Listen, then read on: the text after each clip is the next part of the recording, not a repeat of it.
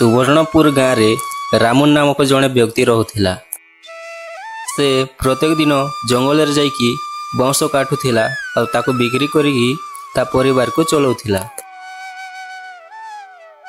रामू बहुत गरीब थिला हेले ता परिवार को बहुत खुशी रे रखिथिला। रामू दिने बाउंश आनिबा पई जंगल को गला। तापर से गोटे बाघ को शोइथिबार देखिला। तापरे रामू कहिला, अरे ए बाघ मते आज छाड़बनी, मते खाईदब, मु आ बंचीबिनी, एबे मु कौन करबी। तापरे बाघ कहिला, अरे आज मु तोते खाइबी, बहुत दिन हला मु मनीष खाइनी, आज मु तोते खाइबी। तापरे रामू बहुत डरी गला हेले बुद्धि खटे कि एक उपाय पांचिला। तापरे रामू कहिला, आपण हेले जंगलर राजा, एते जीवजंतु खाइकी मुह आउ दांत पसना हो जाइथिबो। आपण प्रथमे जांतु झरणा पानी रे मुह धोइबे एवं झरणा कूलर मुगुनिया पथर रे दांत को पजेकी आसीबे आउ मते खाइबे। तापरे बाघ ठीक कहलु कही जेमिति झरणा कूल को जाइछि रामू दौड़िकी घर को पलाइला।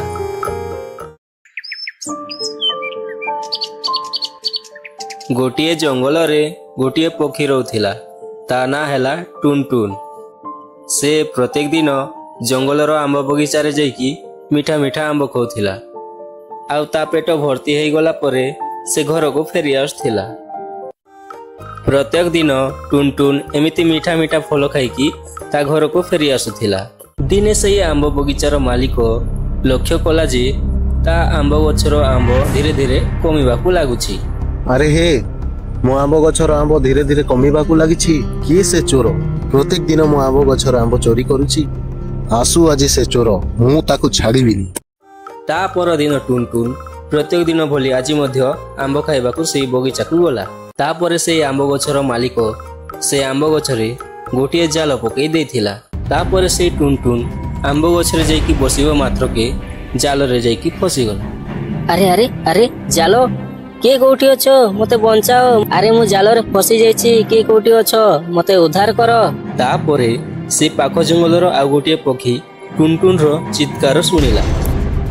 अरे एइटा काहार चित्कार लागुछि, किए गोटिए विपद रे पड़िछि, जाए मु देखि कि आसे। के कोठी अछो, मते बंचाओ, अरे मु जाल रे फसी जाइछि। तापरे से पक्षी उड़ी उड़ी जाई देखिला जे टुनटुन जाल रे फसी जाइछि। तापरे से पक्षी निज ठंटरू जाल को काटिकी टुनटुन को उद्धार कला।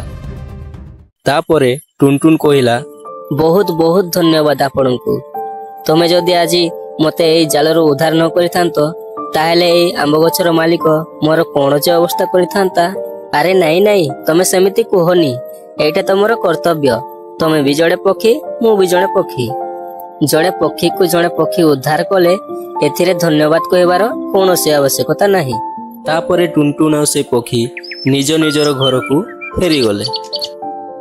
तापरे से टुनटुन से आंब बगीचा को केबे भी आंब खाइबाकू गला नहीं।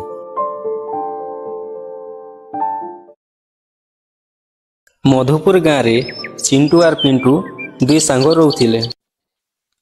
चिंटू आर पिंटू दुई जनकर भितरे बहुत भल बंधुता थिला। चिंटू आर पिंटू जेन आड़के गले भी सांगे मिसिकिना जाउथिले, जेन काम कले भी मिसिकिना करुथिले। चिंटू आर पिंटू दुई जण दिने जंगल के काठ आनबार लगी गले। जंगल ने गोटे बाघ रोथिला जे कि 6-7 दिन हला किछि भी नहीं खाई थी। मोर पेट बहुत दिन हला मैं किछि भी नहीं खाई। आज के 6-7 दिन ही गला मैं भूखे अच्छे, शिकार टे भी नहीं मिलबार। तापरे बाघ रे नजर चिंटू पिंटू आड़के जैसी। बाघ कैसी, अरे शिकार रो ना ननु शिकार हाजर, आज तो मजा आसी जीवा, मोर पेट भर्ती कर खाइबी।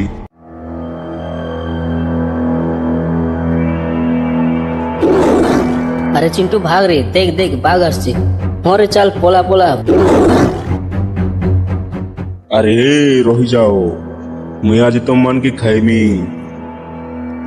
एते दिन पर मोर पेट के शिकार खोंड जीवा, ବହୁତ ଭୋକ ଲାଗୁଥିଲା ରେ। ତାପରେ ପିଣ୍ଟୁ ବାଘର କଥାକେ ଶୁଣିକିନା ବାଘକେ କହିସି, ବାଘ ମଉସା, ବାଘ ଯଦି ଖାଇବାର ଅଛି ବୋଲେ ମତେ ଖାଅ, ହେଲେ ମୋର ସାଙ୍ଗକେ ଛାଡ଼ି ଦିଅ। ତାପରେ ଚିଣ୍ଟୁ କହିସି, ଆରେ ନାଇଁ ନାଇଁ, ତମେ ଯଦି ଖାଇବାର ଅଛି ବୋଲେ ମତେ କହ, କିନ୍ତୁ ମୋର ସାଙ୍ଗ ପିଣ୍ଟୁକେ ଛାଡ଼ି ଦିଅ। ତାପରେ ବାଘ କହିସି, ହଉ ଠିକ ଅଛି, ହେଲେ ତମେ ଦି ଜଣକୁ ଫେସଲା କର, କିଏ ଘରକେ ଯିବ ଆଉ କିଏ ମୋର ପେଟକେ ଯିବ। ତାପରେ ପିଣ୍ଟୁ ଜାଣିପାରସି ଯେ ଇ ବାଘ ଏକଚୁଆଲି ମୂର୍ଖଟା, ଯଦି ଖାଇବାର ଅଛି ବୋଲେ ତ ଆମର ଦୁଇ ଜଣକେ ଖାଇ ଦେଇଥିତା ନା। ତାରପରେ ପିଣ୍ଟୁ ତାର ମନେ ଗୋଟେ ଆଇଡିଆଟେ ଭାବସି।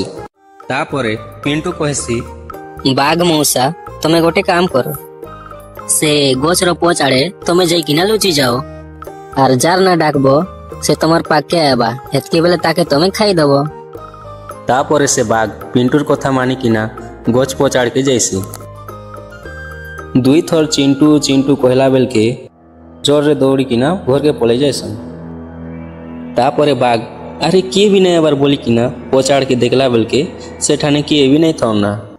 ତାପରେ ବାଘ କହିସି, ଆରେ ଇ ଦୁଇ ଜଣ ମକେ ମୂଷା ଡାଇକିନା ମାମୁ ବନେଇ ଦେଲେ ରେ।